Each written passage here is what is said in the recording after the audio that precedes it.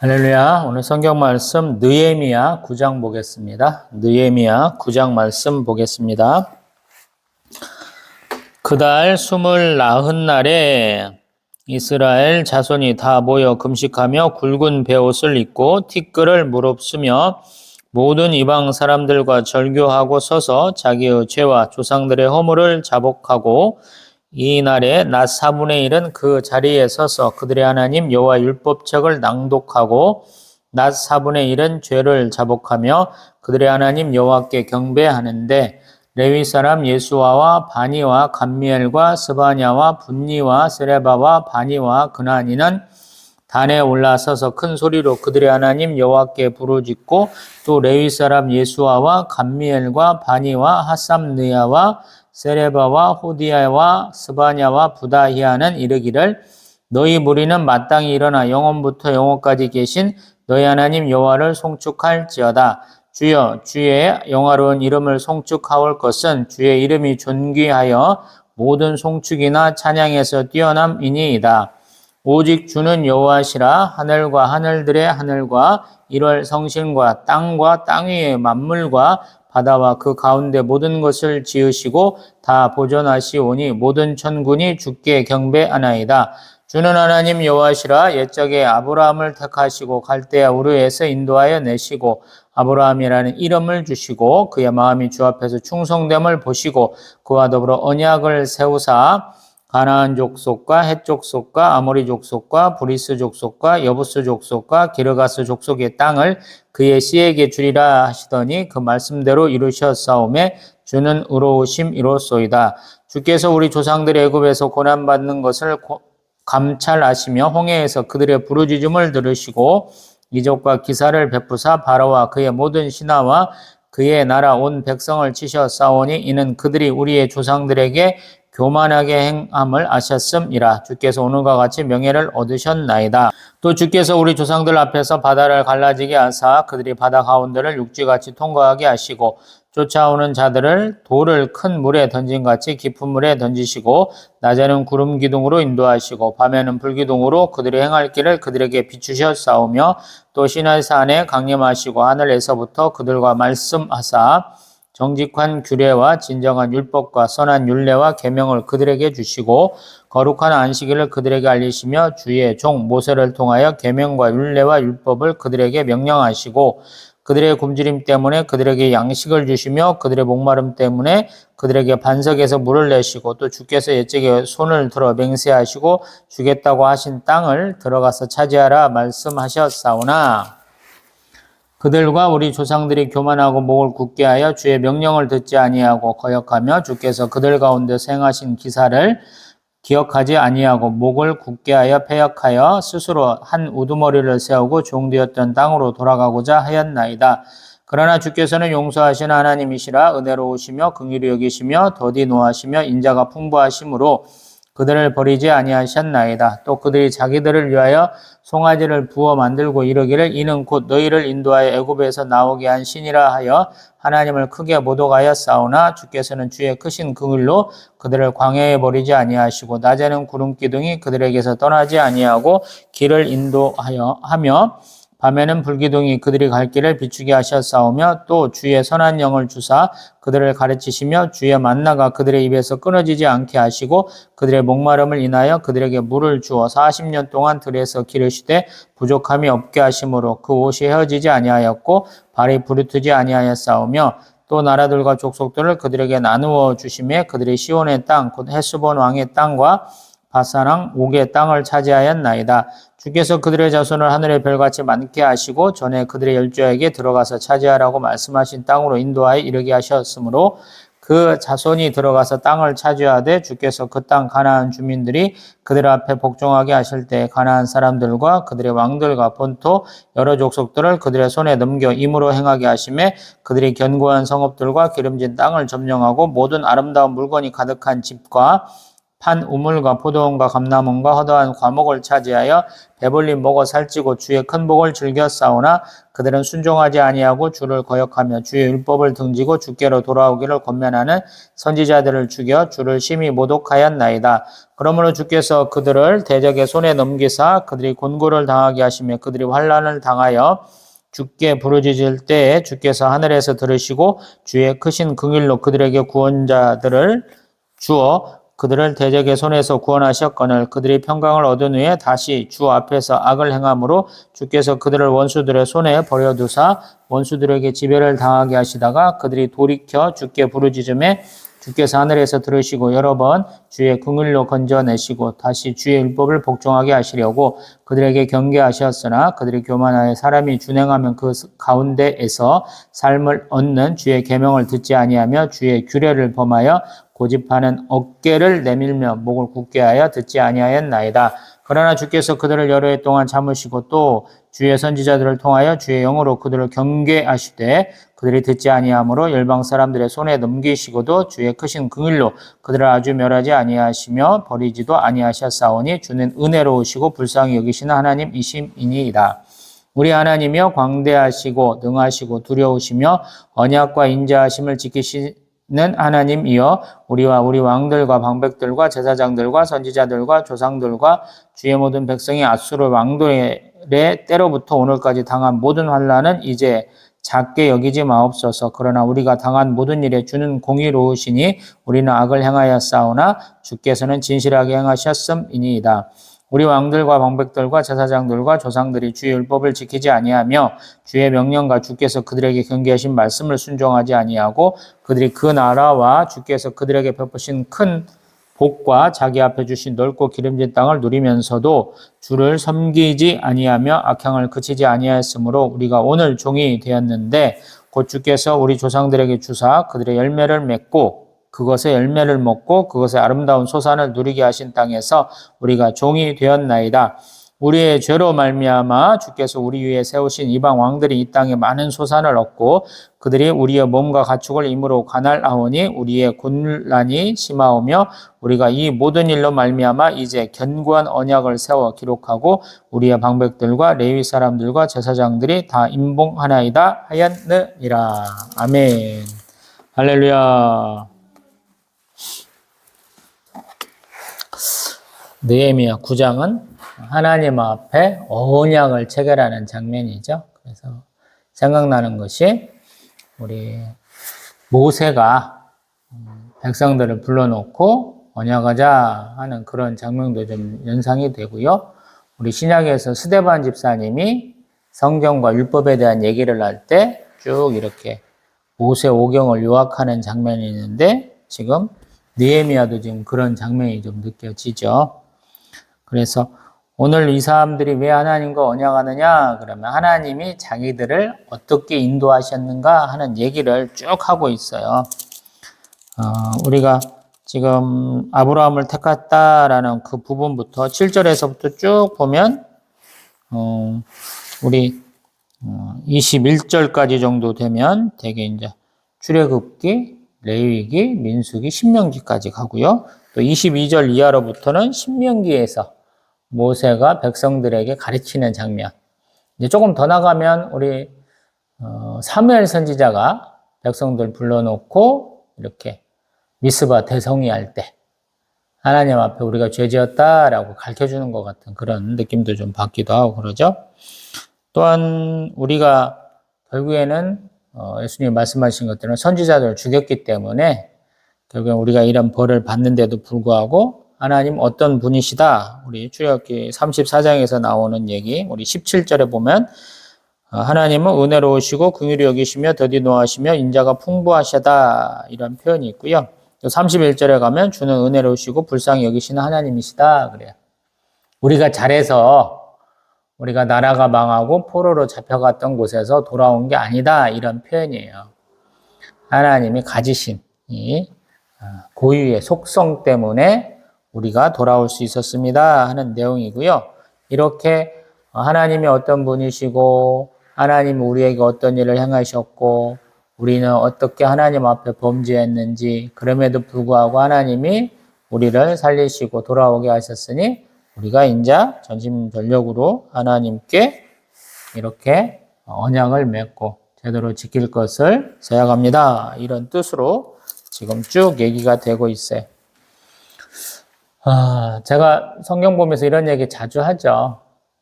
하나님 앞에 회개 자복해라. 내가 죄를 지었습니다. 라고 고백하는 것이 죄가 용서받는 첫걸음이다. 라는 말씀을 많이 들어보잖아요. 제가 요일 1장에서 그런 말을 하니까 죄가 없다고 그러면 죄를 용서를 못 받잖아요. 이상하게 우리 부흥사들 중에 제가 예전에 모시던 목사님입니다만 죄와 죄인을 분리해서 얘기하는 경우가 있어요. 구약에서는 죄와 죄인을 구분하지 않습니다. 그분이 어디서 이상한 거 듣고 와서 그런 소리를 하는가 모르겠지만 죄와 죄인이 구분 안 돼요. 구약에서는. 그래서 죄 지은 사람도 사단마귀가 역사해갖고 죄가 너한테 들어가서 너가 죄인이 된 거니까 넌 괜찮아 이렇게 되잖아요. 이게 이단이 하는 얘기랑 똑같거든요. 구원파잖아요. 한번 하나님이 성령세례 한번 딱 받고 네가 하나님의 사람이 됐어. 그 다음에는 자기 하고 싶은 대로 막 해도 된다고 착각한 거랑 똑같잖아요. 내가 죄 지은 게 아니야. 죄가 내 안에 들어와서 나를 좀 흔들어갖고 내가 죄인 된 거야. 이런 거랑 똑같잖아요. 우리 대한민국에서 술 처먹고 이상한 짓 하면 다 용서받잖아요. 나 심신미약 상태에서 되지도 않는 햇소리잖아요. 먹은 사람 더 강력하게 처벌해야 되는데 되지도 않는 햇소리 하니까 막 그렇게 되잖아요. 똑같거든요. 성경에서도. 그게 용납이 안 돼요. 그래서 항상 거룩한 백성이 되려면 세상과는 다른 관점을 가져야 되잖아요.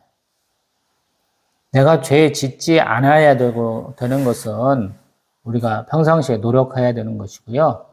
우리는 원죄와 자범죄가 있어요. 아담과 하와가 하나님의 말씀 듣지 않고 뱀이 권하는 선악과 따먹은 죄가 있어요. 그리고 또한 자범죄, 내가 스스로 죄를 짓는 경우가 많아 있어요. 우리가 마음에 갈등도 없이 그냥 자연스럽게 죄 짓는 경우도 참 많거든요. 우리 그렇잖아요. 내가 평상시에 하는 습관대로 하거든요.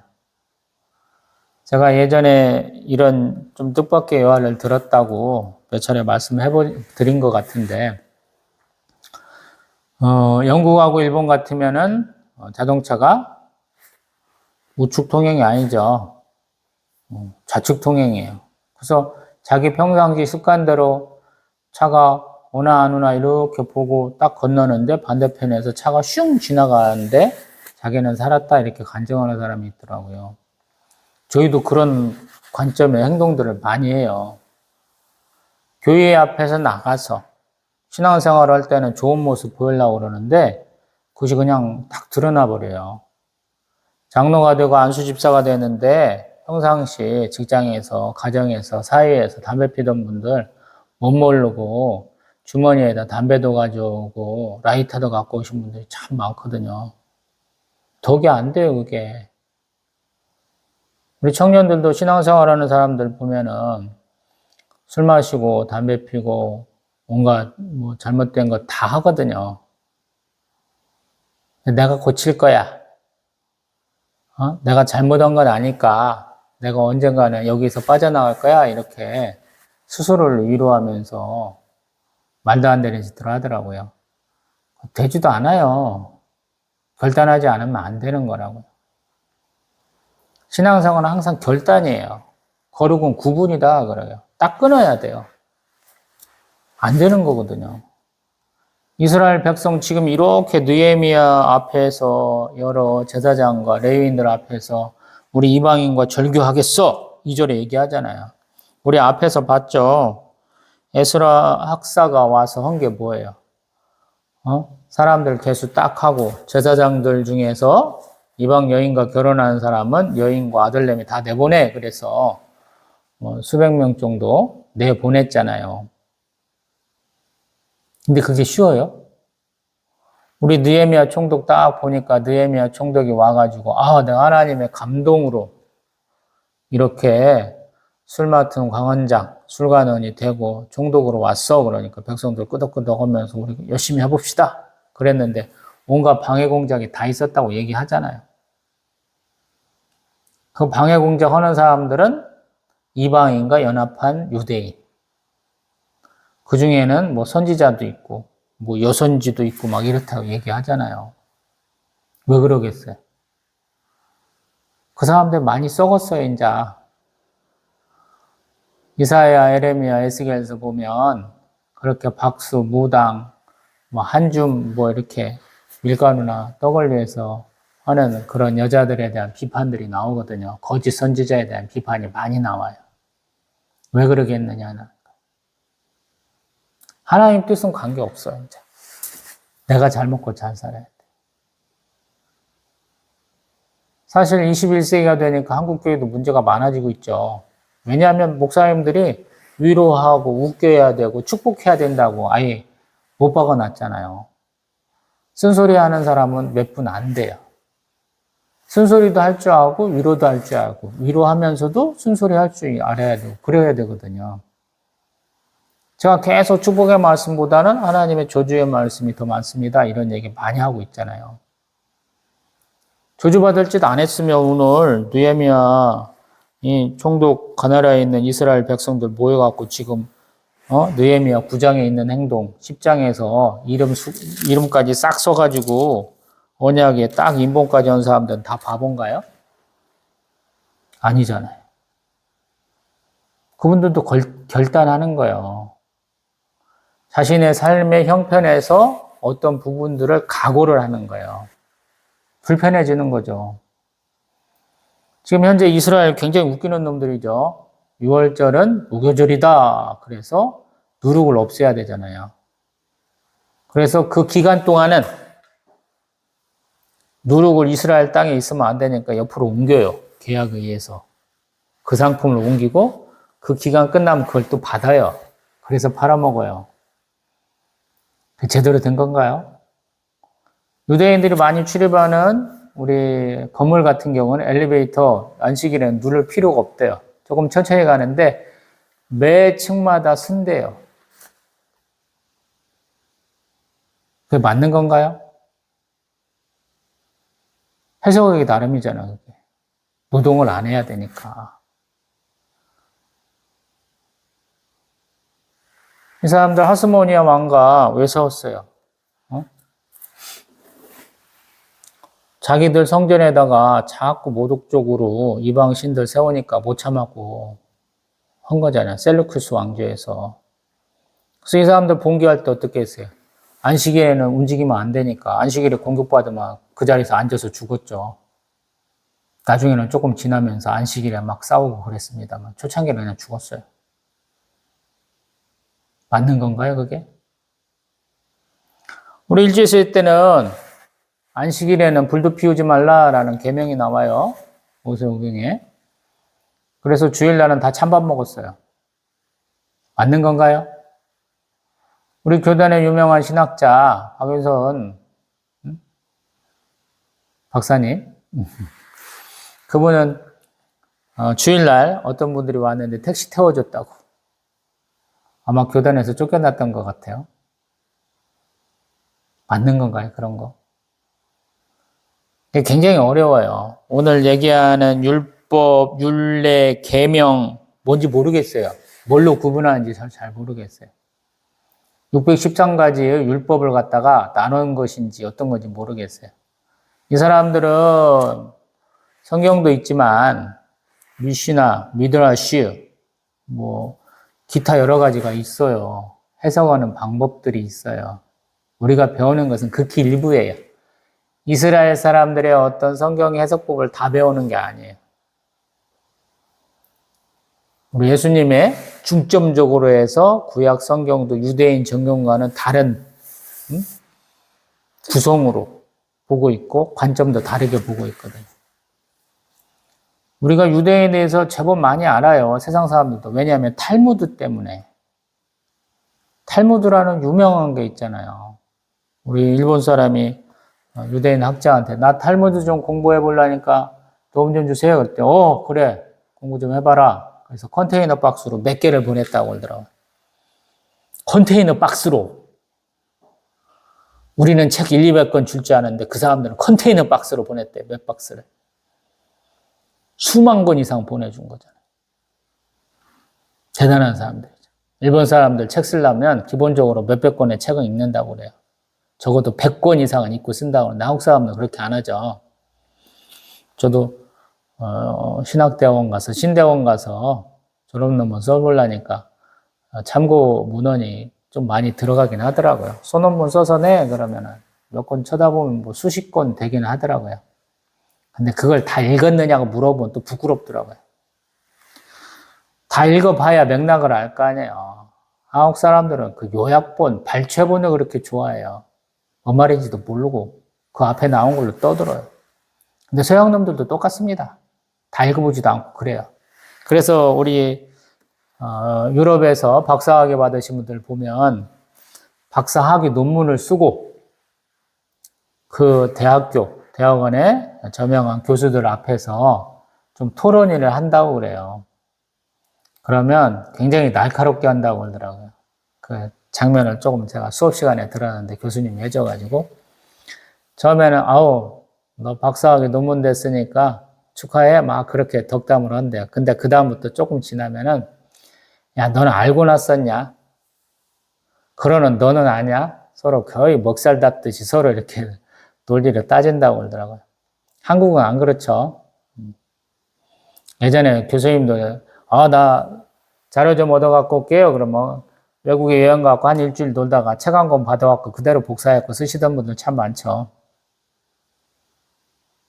그래서 우리 한국에 저명한 학자가 별로 없죠. 이공계는 모르겠어요. 네, 인문학 쪽에서는 별로 없죠. 우리의 독창적 문학만 조금 알려져 있을 뿐이지. 그래서 한강 작가가 노벨 문학상 탄 게 참 대단한 거예요. 그가 쓴 작품은 해석이 됐다는 거잖아요. 번역이 됐다는 거잖아요. 제가 좋아하는 분들은 번역이 잘 안 되는 거 봐요. 제가 좋아하는 부류는 아니었는데 물론 살아계시지도 않는 분도 많지만 다시 우리 느헤미야 9장으로 와봅니다. 신앙생활을 할 때 저는 가끔씩 이렇게 회개 잡아가라라는 얘기를 자주 드리고 있죠. 왜냐하면 내가 죄 지었다고 생각하면 그때 바로 하는 거예요. 한국 사람들은 눈치고 지나가는 게 있어요. 세월이 지나가면 잊혀지겠지 이렇게 얘기를 해요. 그리고 내가 무슨 행동을 할 때 남들이 나에 대해서 물어보면 그거를 답변을 조금 시원스럽게 못해요. 어떤 면에서 거짓말들을 좀 많이 하는 편이거든요. 내가 하나님 앞에 회개하고 자복할 수 있는 방법이 뭘까요? 되게 예배 드려야 되고 하나님 교회에서 봉사해야 되고 때로는 금식해야 되고 오히려 더 이제 전도 같은 걸로 할 수도 있고 그렇죠. 그러면 내가 행동이 바뀌잖아요. 그러면 누군가가 물어보면 그 대답을 시원찮게 못할 수도 있기 때문에 어떤 때는 꿍치고 간다고요. 저나 저희 사모도 어느 날 한번 작심하고 금식할 거야 그러는데 그 금식이 제대로 안 이루어질 때가 많거든요. 왜냐하면 사람들하고 있으니까 불편할까 봐 그거 관둔다는 거예요.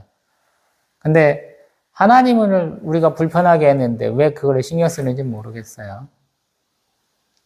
금식을 길게 하려니까 어렵잖아요. 일물 잘 마시면서 자꾸 금식한다고 하니까 금식 같지 않은 금식이 돼서 그렇잖아요. 사람이 물 사흘 안 먹으면 죽습니다. 건강이 굉장히 안 좋아져. 우리가 몸에서 있는 탄수화물, 지방, 단백질을 태우면서 영양소, 열량을 얻으면서 에너지를 얻으면서 물이 발생이 돼요. 그래서 우리가 먹는 양보다 더 많은 물을 우리 몸에서 쓰고 있어요. 근데 우리가 노폐물을 내보낼 때는 물과 같이 내보내요. 그래서 물 쓰임새가 많거든요. 그래서 우리가 계속 마셔줘야 되는 거예요. 근데 못 먹으면 우리 몸이 괴롭겠죠. 하나님 앞에 자복하고 회개한다. 오늘 보는 금식하고 굵은 배 얻고 티끌을 무릅쓴다. 이 말은 뭐냐면 굉장히 힘들게 자기를 한다라는 거예요. 금식한다는 건 물도 안 마시는 거예요, 사실은. 하루나 이틀 하면 돼요. 해보세요. 얼마나 힘든가. 후유증이 굉장히 길어져요. 하루만 제대로 금식하면 미칠 것 같을 거예요, 아마. 그렇게 금식이 힘든 거예요. 그리고 그 정도 해야 우리 믿음의 선진들이 했던 것만큼 우리가 하나님 앞에 회개하고 자복하는 것이 되는 거예요. 한국교회는 너무 편안하게 하잖아요. 오히려 이단들이 더 하나님 말씀 받는다 그러면서 이상하게 말도 안 되는 얘기. 우리나라 토속 종교까지 다 섞여가지고 일제시대 때부터 조선시대 때부터 일어나는 뭐 정강로까지 싹 꿰는 이상한 걸 그렇게 막 허황되고 막 그런 것들 말씀 들으면서 무릎 꿇고 듣잖아요. 찬양할 때도 보면 우리도 심드렁해가지고 핸드폰 바라보면서 입만 뻐끔뻐끔 하는 사람들 많잖아요. 아예 입 다물고 있는 사람도 많고. 그 박수 얼마나 세게 치는지 보세요. 손바닥에 불락처럼 박수 치면서 해요. 우리는 그런 열정 다 사라졌잖아요. 그런 기쁨이 사라졌잖아요. 이 사람들은 그렇게 하는 거예요. 정말로 정자세로. 이 옷을 찢고 티끌을 머리에 무릅쓴다가 원래 대부분인데 여기는 굵은 베옷을 입고죠. 이건 슬픔을 표현하는 거예요. 내가 죄 지었습니다 라는 거 인정하는 거거든요.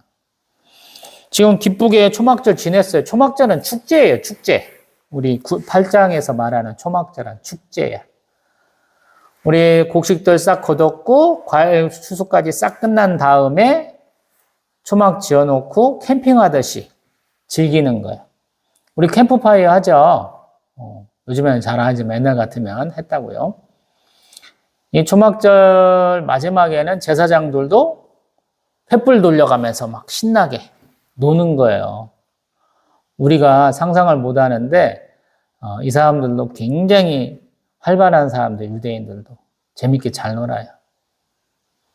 한국 사람들 잘 놀잖아요. 유대인들도 잘 놀아요. 유대인들 결혼식 하는 거 한번 보세요. 얼마나 신나게 노는지. 우리나라 관광수월래만큼이나 이 사람들도 같이 춤추는 거 굉장히 좋아하고요. 소리 빽빽 질러가면서 잘 놉니다. 근데 그런 그들이 이러한 모습을 한다는 거예요. 왜? 내가 죄 지은 줄 알았어요 라고 고백하기 때문에 그래요. 여태까지 못 들은 거예요.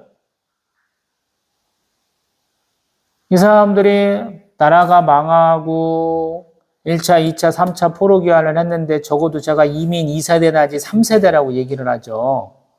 율법다운 율법을 들어본 적이 없는 거예요, 이 사람들은. 근데 그들이 율법을 들었어요. 율법 안에 얘기를 해주는 거예요.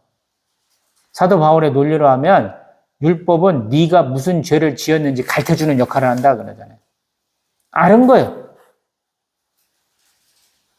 내가 바벨론에서 사는데 주변 사람들처럼 다양하게 굉장히 재밌게 잘 사는 거예요. 근데 어느 날 그런 행동이 하나님 앞에 죄가 됨을 깨달았다라는 거예요.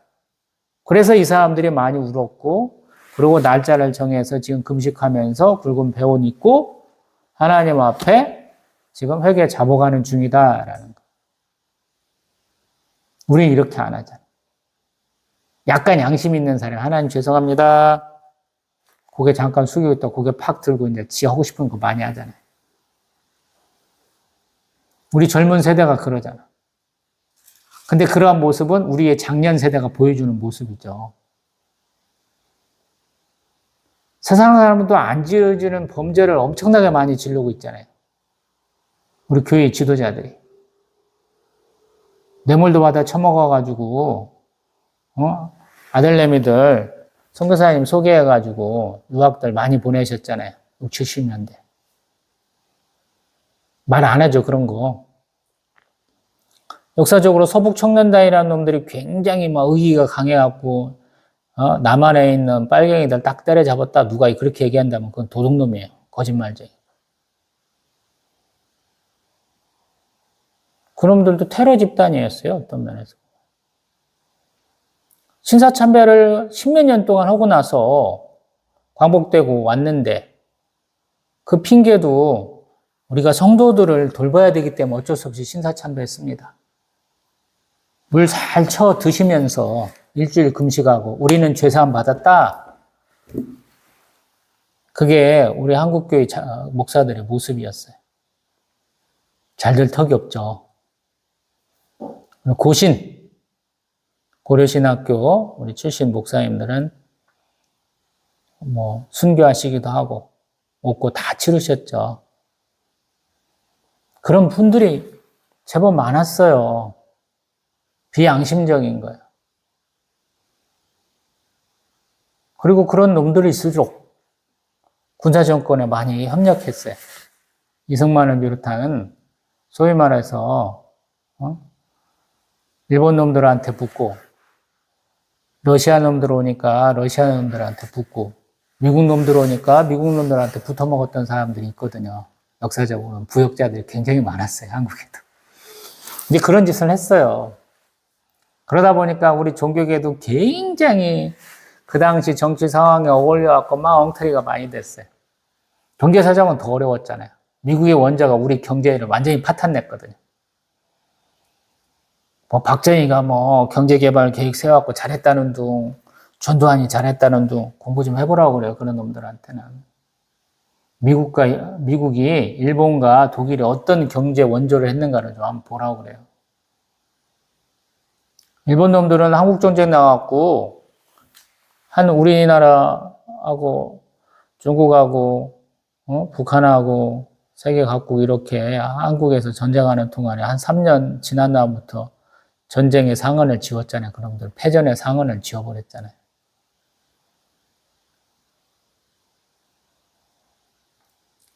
한쪽에서 보면 옳은 것 같은데 전체적으로 한 바퀴 돌면 안 옳은 거예요. 그게.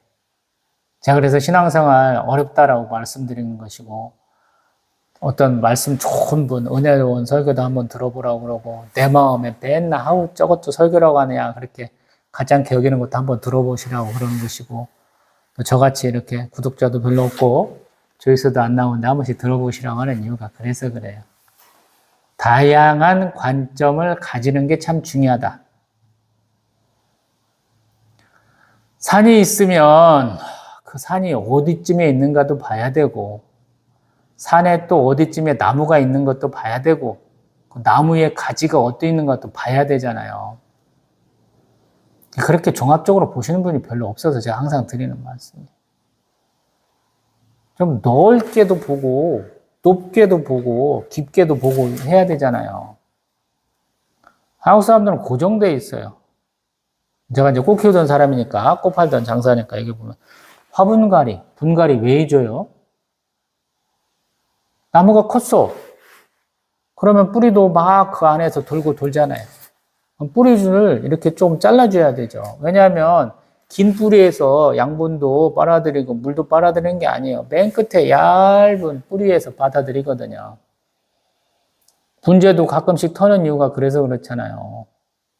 위에 3분의 1만 남겨놓고 밑에는 다 잘라버리잖아요. 왜?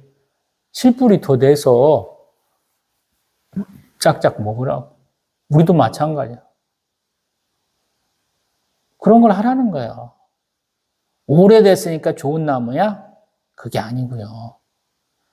온전히 새롭게 돼야 되죠. 시대가 변했는데 왜 내 관점은 계속 그 자리에 있는 거예요? 말도 안 되잖아요. 우리가 국사 시간에 배우잖아요. 유교도 굉장히 많이 바뀌었잖아요. 왜 바뀌는 거예요? 시대가 바뀌니까 바꾸죠. 우리가 왜 서양 학문을 왜 받아들입니까? 일본 애들 왜 명치 유신했어요? 일본이 여태까지 받았던 거 세국 정책 해갖고 안 되더라. 문호 개반하자. 서양 놈들 따라가자. 아시아의 1등이 돼보자. 그래서 그렇게 치달아갖고 왔잖아요. 중국 놈들 흑묘, 백묘, 덩샤오핑이 왜 그런 거 있어요? 등수평이. 여태까지 해온 걸로 못 먹고 사니까. 마오쩌둥 비지 같은 놈이 야 참새 때려잡아라. 때려잡았어요. 2억 명 굶어 죽었잖아요. 그래갖고 안 된다는 거야. 자기 아들 내면 한국전쟁 보내갖고 죽었잖아요. 전사도 시켰잖아요.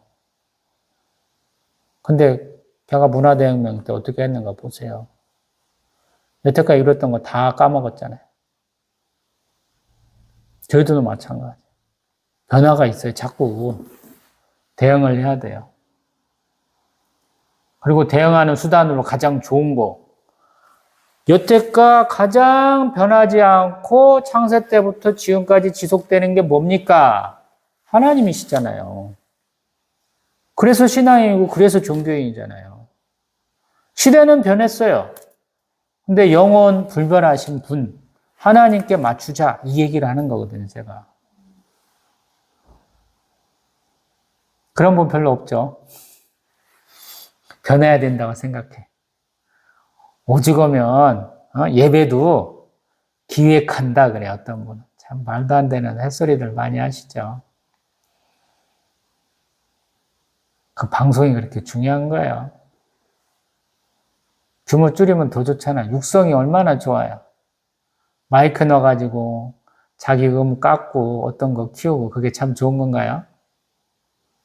자기 심령이나 좀 깎고 다듬어 보라고 그러세요. 목사님들 맨날 하는 얘기 똑같잖아요. 저도 똑같잖아요.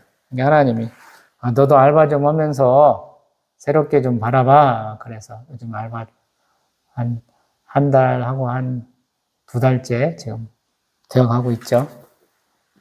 변화를 주세요. 이게 가장 좋습니다. 그래서 제가 지금 성경을 이상하게 보고 있죠. 창세기 딱 보고 나머지 모세오경 딱 보면 좋을 텐데 네 권. 그렇지 않고 끝을 보고 있죠. 왜냐하면 시작점이 무엇이고 끝점이 무엇인가를 보여주려고 그래요. 한국 사람들은 허담하는 게 참 많아요. 용두사미가 되게 많아요. 공부도 마찬가지고. 책도 3분의 1 넘어가면 쓸모 있는 책이 별로 없어요. 처음에 막 은혜롭게 시작을 했어. 근데 그 끝이 안 좋아요. 중간도 못 넘어가요. 논지가 흐리멍텅해져. 우리 정치도 그렇잖아요. 처음에 뭔가 잘할 것 같아. 근데 중간도 가기 전에 벌써 3분의 1 지나면, 에휴, 걸렸어. 그러잖아요. 윤석열 대통령 벌써 걸렸잖아요. 5년간 임기인데 1년도 가기 전에 지지율 30%가 뭐예요? 20%가 안 되잖아요. 지금은 더 낮아졌다고 그러고 절반 왔는데 뭐 다른 대통령은 안 그렇습니까? 그러면 그 사람도 그렇습니다. 좌파 우파 똑같습니다. 말씀을 맺습니다. 회개에 자복하는 근원이 가장 그들이 하는 근거가 뭡니까? 그러면 하나님, 아까 우리 17절과 31절에서 말하는 것처럼 하나님이기 때문에 그래. 하나님은 은혜로우시고 긍휼히 여기시고 더디 노하시고 인자가 풍부하십니다. 말씀하신 데 있는 거예요. 출애굽기 34장에서 말씀하신 데. 그 하나님이시기 때문에 우리가 죄지었다 그래도 하나님 용서해 주신다라는 거예요. 그리고 다시 회복시킬 수 있는 능력이 하나님입니다 라고 고백하는 것이거든요. 창조주 하나님이시니까. 그래서 제가 예전 같으면 그런 예화 참 많이 썼죠. 우리 박찬호 선수 LA 다이스에서 뜰 때 토미 라서더 감독이었고 우리 포수 마이크 피아자가 많이 나왔죠. 그 엉뚱한 놈이잖아요. 공격형 포수인데 홈런도 자주 치는데 별 영양가 없는 홈런. 지고 있는데 지가 뚝딱이로 나가고 솔로 홈런이나 치는 놈. 득점 찬스에 가면 득점권 타율이 높아야 되는데 하나도 안 높아갖고 헛스윙 저 혼자 삼진. 더블아웃이나 만드는 병살타나 치는 별놈이었잖아요. 우리가 얼마나 많이 욕했습니까? 근데 그 마이크 피아자가 꼭 헛방망이질을 하고 그렇게 창피한 일을 하면서 꼭 어디로 가냐면 마이크 피아자가 토미 라소더 감독한테 걸어갖고 거기 앉아갖고 얘기한다. 우리가 그랬잖아요. 허구현 해설위원은 맨날 그거 갖고 흉봤잖아요. 전 그게 가장 기억이 남아. 근데 우리가 그렇게 살아야 돼. 잘해도 하나님 앞에 가서 자랑하고 잘못해도 하나님 앞에 가서 회개해야 된다는 거. 하나님 그렇게 부르셔요. 하나님은 너 못했으니까 오늘 죽일 거야. 아니라는 거예요. 하나님은 사랑하세요. 사람의 위로 받으려고 하지 마세요. 목사님들 정상적인 체격 가진 분이 별로 없잖아요. 유전형인지는 모르겠지만 유전 때문에 그런지 모르지만 머리 딱 벗겨지시고 배불뚝이 올챙이 배들 다 갖고 있잖아요. 왜 그런지 아세요? 스트레스 받아서. 강단에 서면 나에게 행복을 주세요. 나에게 평강을 주세요.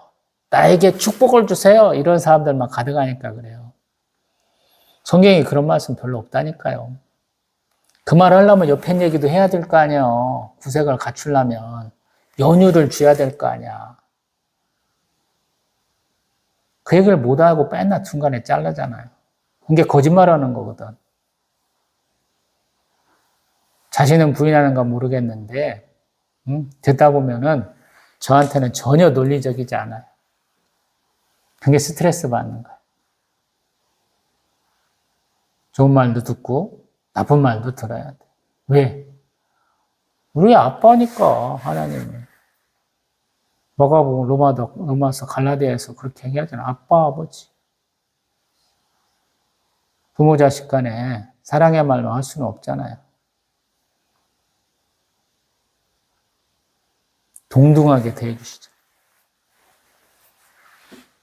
그래서 말씀을 보면서 오늘 새벽 설교 때도 그 말씀 드려봤는데 그 당시 상황을 알아야 되고 또 내 상황도 알려야 되죠. 하나님과. 몇천 년의 세월이 사이가 있어요. 이 사람들하고. 한 2400년 차이가 있어요. 그 간극을 우리가 뭘로 줄이겠느냐라는 거. 그래서 제가 항상 3인칭은 안 된다. 전지적 작가 시점이나 관찰자 시점은 안 된다. 제가 그러잖아요. 1인칭 내지 2인칭이 돼야 된다.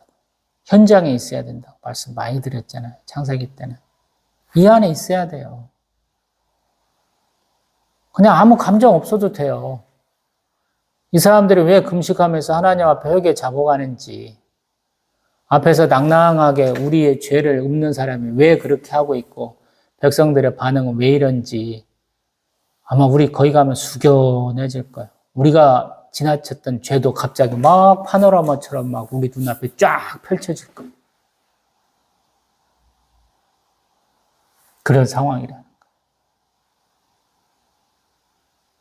그리고 성경이 우리에게 그러한 시간을 허락할 때가 있다는 거죠. 어떤 교회 담임 목사님은 예전에 군정부의 시절에 그랬다고 하잖아요. 목사님이 안 계셔가지고 자기가 기도하고 몇 개 교회 돌아가면서 설교를 해야 된대요.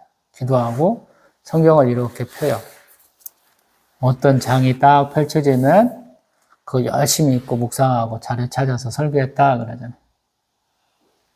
전주 안대옥교회 박동영 목사님 얘기입니다. 우리에게도 그런 일이 잦아요. 기도해보세요. 우리의 답이 있어요. 기도합니다.